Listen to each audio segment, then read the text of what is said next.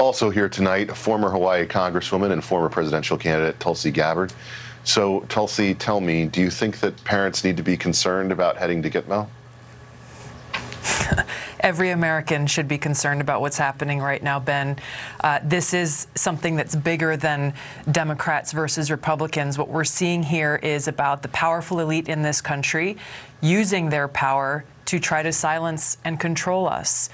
What is so dangerous about this situation is we have the Attorney General essentially weaponizing our federal law enforcement agencies to intimidate and silence the American people, to try to silence us into compliance, essentially.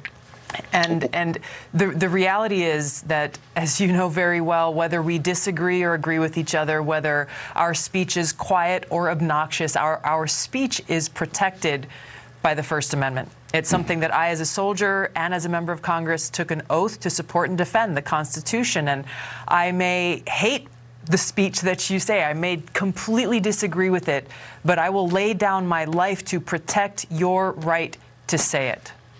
One of the things that concerns me so much about this particular moment, Tulsi, is that it's not necessarily about the people who you hear about getting into fights over this, who actually have to go to court and defend themselves. It's about all the people who stay quiet because of the forces of the elite, because of big tech, because of big government being potentially used against them.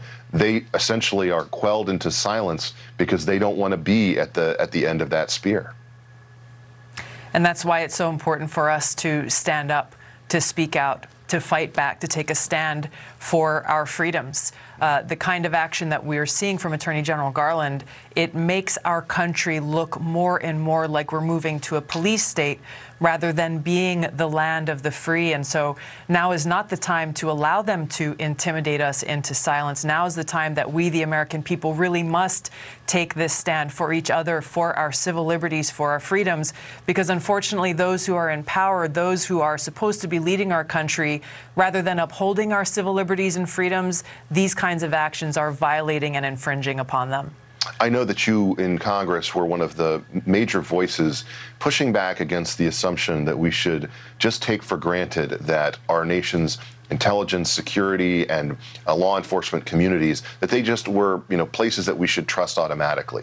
You wanted to see them have more oversight and more transparency because you felt that we needed to be more skeptical. That's not been something that I think traditionally a lot of Republicans listen to, but a lot more of them are listening to it now. What are some of the steps that we can take to have more confidence that we won't see a situation where things like the Department of Justice are being turned against our own law-abiding citizens? Well, when you hear so easily in this specific example, the counterterrorism division of our government, the national security branch being invoked to target everyday Americans, to target these parents who, because they care so much for their children, are going and speaking out at these Board of Education meetings. When you see this happening, it should be a red flag being waved to every single person about the danger of these provisions that were passed in the Patriot Act after 9/11 to specifically go after al-Qaeda, the jihadist terrorists who attacked us on that day, now being redirected towards our neighbors, our friends, those in our community, our fellow Americans. And so we can only put a stop to this by continuing to shine a light on it, by holding lawmakers accountable so that these policy changes are made, so that these provisions in the Patriot Act are revoked. This is what I was working on in Congress, and we're seeing now exactly why it's so important. Congresswoman, thank you so much for taking the time to join me tonight. Thank you, Ben.